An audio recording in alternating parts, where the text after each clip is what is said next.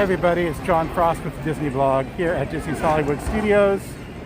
Very excited to say hello, and I managed to snag one of those elusive 1 p.m. Rise of the Resistance boarding groups, so I'm on my way over there. Hopefully that's going to be here in ready in just a few minutes. So we'll go walk through Toy Story Land and check that out, and then we'll head back over to Star Wars Galaxy's Edge and see if my boarding group is ready. So let's go. So at Disney's Hollywood Studios today, obviously, and beautiful, beautiful day. There's not a cloud in the sky. It's in the upper 70s, slight breeze, pretty much perfect theme park weather. Couldn't ask for anything better. Now I had my lunch already today, and my new favorite quick service item is the vegan lobster roll over at Rosie's All-American Cafe. I'll be writing a review of that on the blog shortly, but 100% recommend, even if you're not a vegan. If you like lobster rolls or shrimp rolls or Old Bay seasoning in general, this is just hearts of palm. It's vegetarian, there's no meat in it, but if you like a nice hearts of palm salad on a lobster roll, this is really good. Considering I like all those things separately, I like them together as well. And the price isn't bad either. So it's I think it's $11. So going through the gate here into Animation Courtyard, which is really not very busy anymore because the only thing that's open in here is Disney Junior Dance Party. Everything else is closed. It looks like it's still nice. But you can go into Walt Disney Presents, and for the time being, see One Man's Dream, plus all the usual exhibits that are there. And I did notice that they changed the exhibit for Star Wars Galaxy's Edge. They still have the ship for Rise of the Resistance and the model of the Millennium Falcon and the little area of Black Spire Outpost. But they've added an AT&T model, ATT model rather. AT. How the bleep do you pronounce that? What do you say? I guess AT is what I've said my whole life, so I'll go with AT.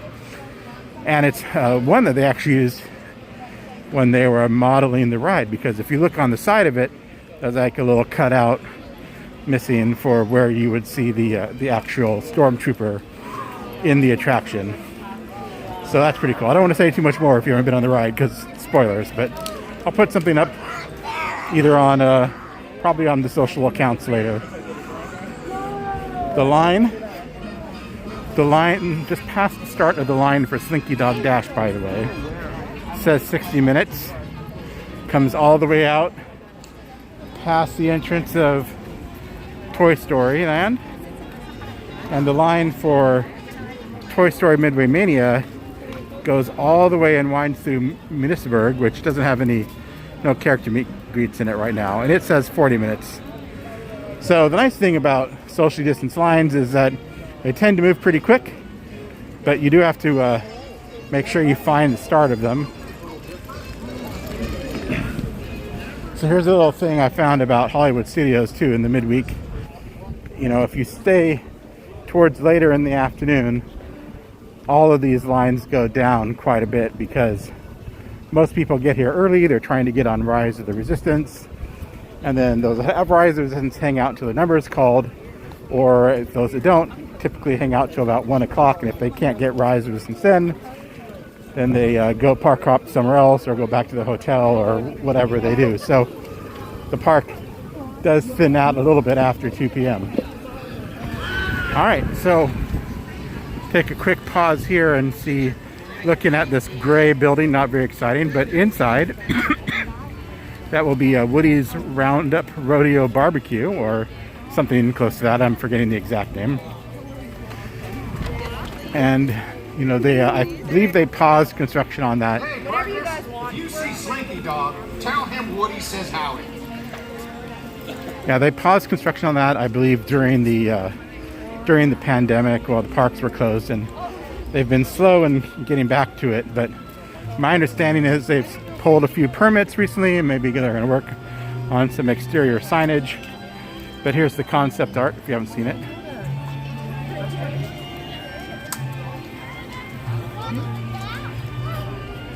And then here's what the sign's going to look like. So, nothing too exciting.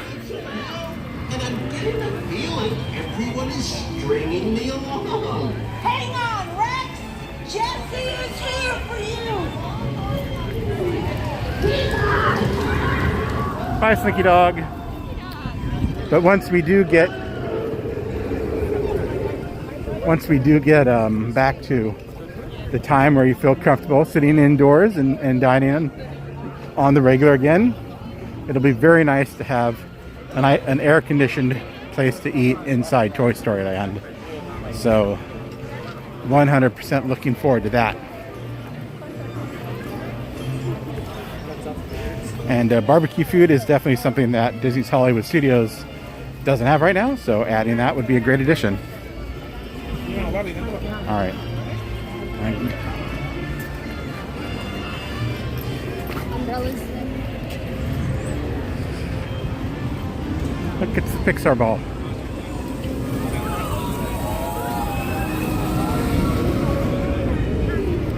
Slinky Dog Dash is running, which is great.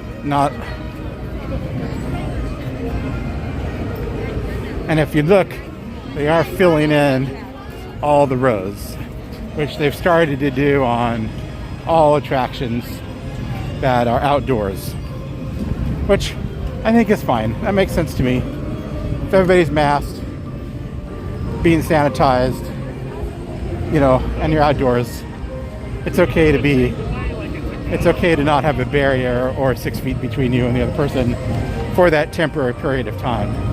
I don't know. But otherwise, I do recommend socially distancing.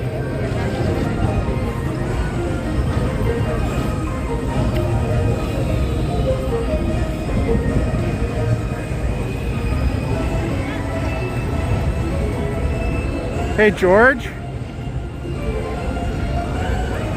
Yeah, it's fun. It's a really good day to be here. So I just I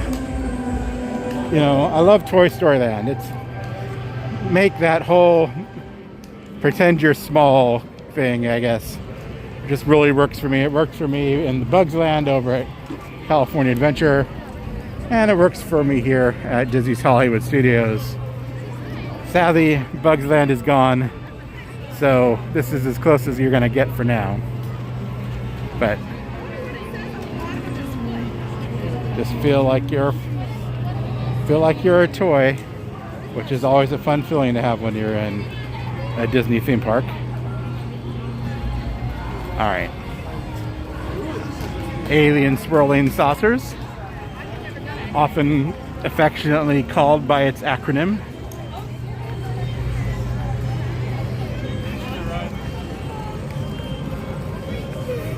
Now, they don't currently have a parade at Disney's Hollywood Studios, but may I humbly submit a suggestion for the world's shortest theme park parade.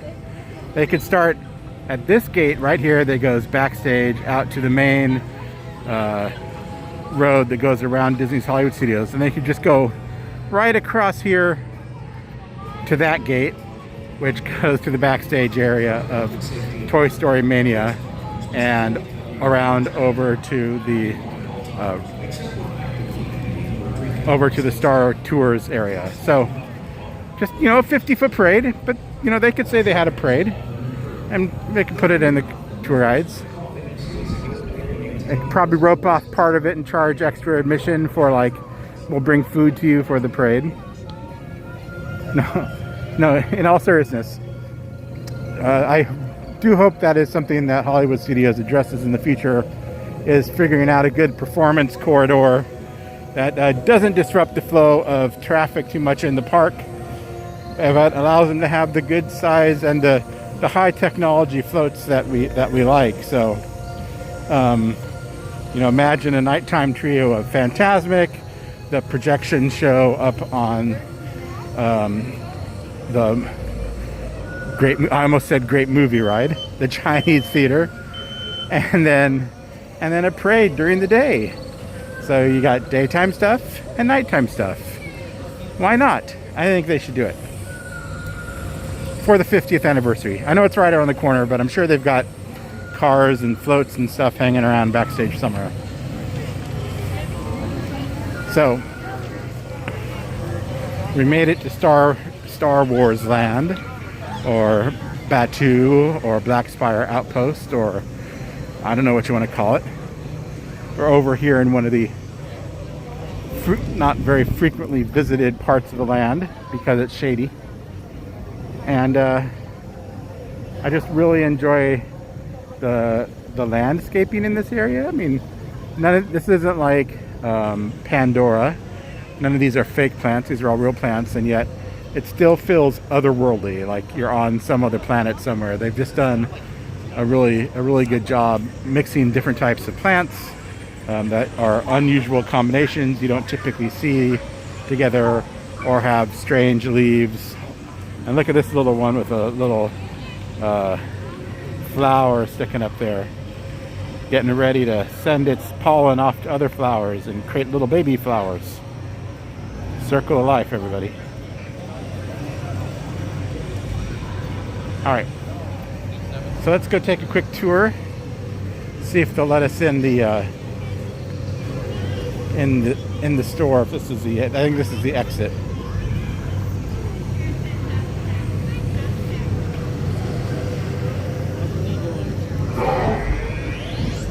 They're gonna let us in. That's the biggest mistake they've ever made. All right, so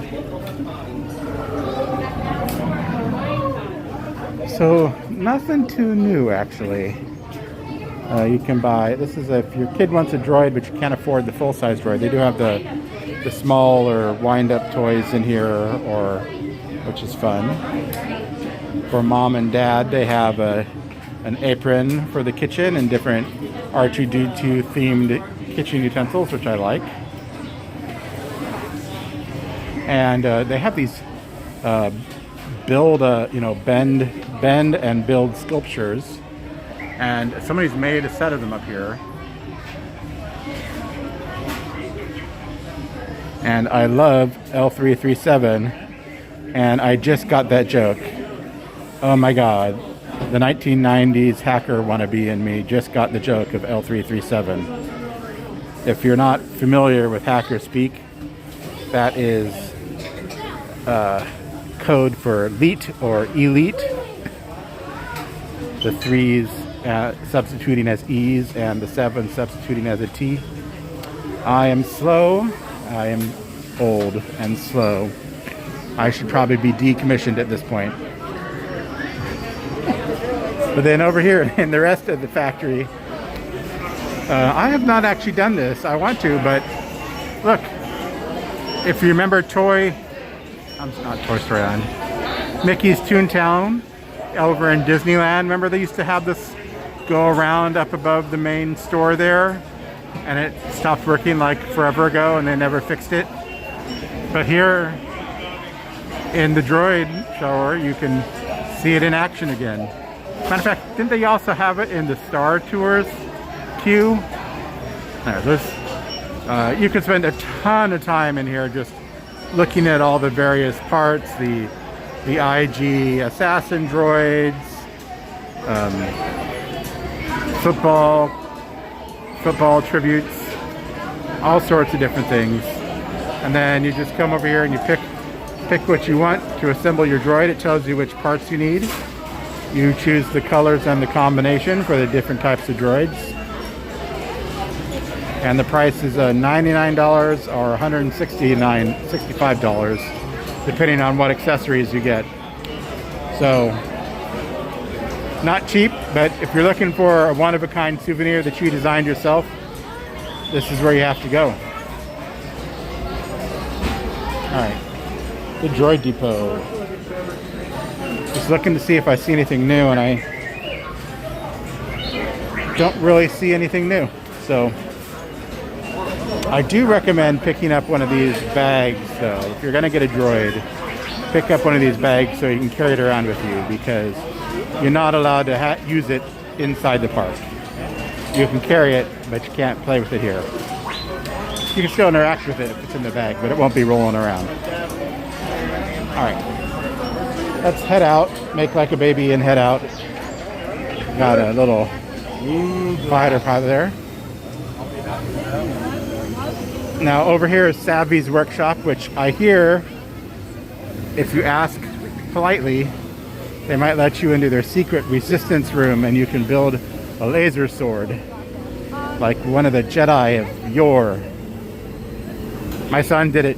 He really loved it. You can see the video on our YouTube channel, and he still pulls that laser sword out and brings it with him here, and especially when we know we're going to be here after dark, and some really good photo opportunities to pose in various places.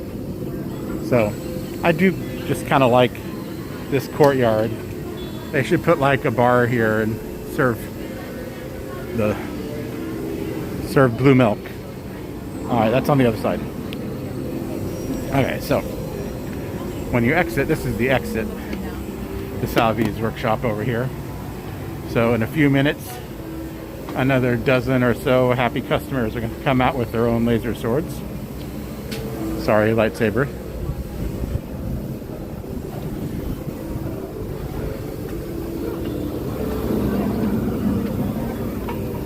Let's go take a peek over at Millennium Falcon.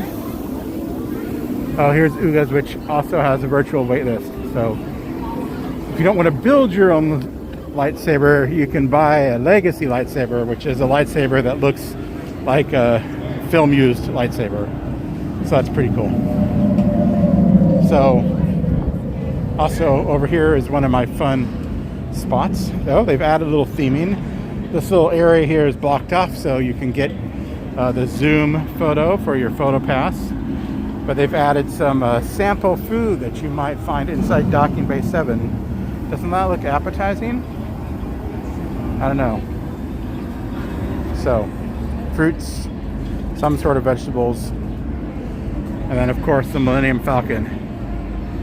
If you're brave enough to fly in this thing, you're brave enough to go on Smuggler's Run. Now, I hear Chewie and Rey still sometimes come and hang out in this area, but like everybody else, they're keeping socially distant. So you're more likely to find them over at the land speeder workshop area. And then they still says they have the Felucian kefta, which are these Impossible Burger meatballs. It is part of their plant-based food offerings. I 100% recommend it. But I do also understand that they added a kids meal, or they've had the kids meal with pasta and ragu with Impossible meat in it. But you can also now order that in adult size. So if you're doing a plant-based diet, this is pretty much my favorite place to come in Hollywood Studios now. And now there's a second option. If you're not doing a plant-based diet, my son has tried the chicken tip yip, really like that. My wife likes the batu and beef pot roast. And last time my son was here, he had the kadu pork ribs and said that's his new favorite thing. So lots of good options here. All right, let's wander on over to Rise of the Resistance now and see if my boarding pass number is ready. It was pretty darn close when I logged on.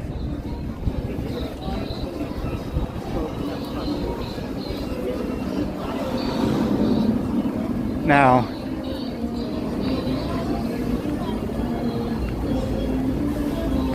this was always intended to be a walkthrough, but with the pandemic, they're limiting how many people can be in the store shopping area, and so they just added more tables to this. So more people are visiting and eating at Ronto's wraps now than ever before, which, you know, I've never had one because they don't have a plant-based option here, but the people that have said they're very good, and they recommend it as a good low-cost option. But You know, I think of all the lands that Disney's Imagineers have built, this is by far the most detailed and the most story immersive that I've experienced, at least. Which I haven't been to France or Asia, so I haven't seen any of the non-American parts. But from the audio cues to the use of the foreign language and kind of the otherworldly objects and horticulture plants, I just think they've really done a fantastic job. So can't beat it. I'm in a little bit of a.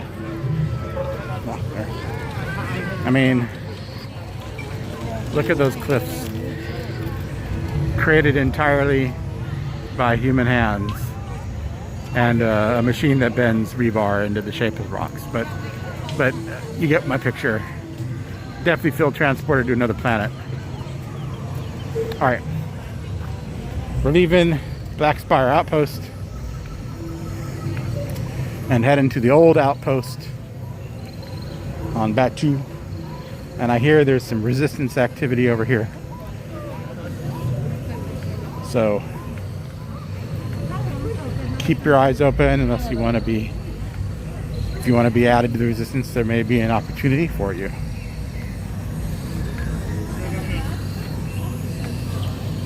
All right, let's go see if they have posted my number yet.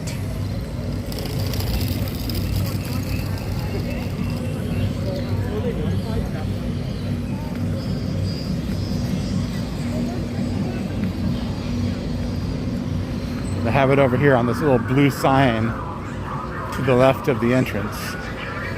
So you have to like get pretty close to see it.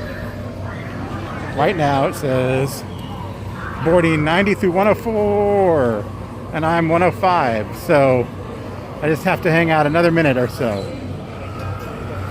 Let's go over here and sniff out the merchandise.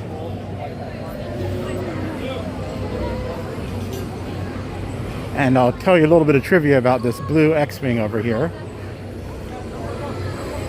If you haven't heard, there's this show on Disney Plus called The Mandalorian.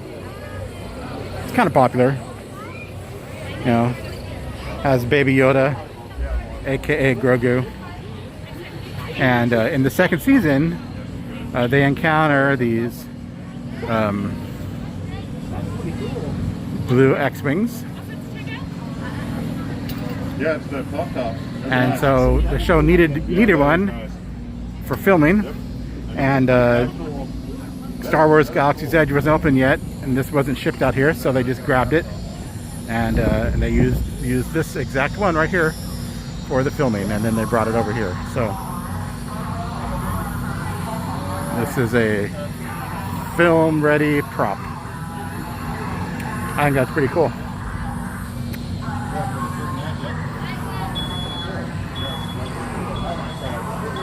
All right, on that note, I'm going to sign off, and I'll catch up with y'all later. Looks like my boarding pass number was just called. So, to the Spires, and be sure to follow the Disney blog on Facebook, Twitter, Instagram, YouTube. We're the Disney blog on all those places, and thanks so much.